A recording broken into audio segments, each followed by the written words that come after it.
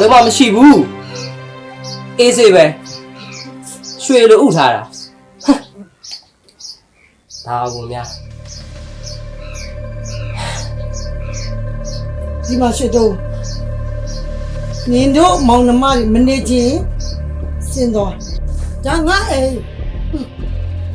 ဟာဘာပြောလဲမကြားရလို့ပြန်ပြောပြပါဦးငါအိမ်လေဟုတ်လားမနေ့တနေ့ရမှာကျွန်တော်အဖေကိုယူပြီးရောက်လာတယ်မိန်းမများအနိပါဇက်မို့လို့ပြောထွက်တယ်နော်ဒါကျွန်တော်အိမ်ကျွန်တော်တို့မိသားစုအိမ်စင်းညင်စင်းအန်ဒီတို့စင်းရမှာကျုပ်တို့စင်းရမှာမဟုတ်ဘူး ဒီမှာရှိတော့နင်တို့မောင်နှမနှစ်ယောက်ပဲဒီအိမ်ရဆင်းရမလားကြည်ပြာဆိုတဲ့မိန်းမဆင်းရမလားစောင့်ကြည့်ကြသေးတာပေါ့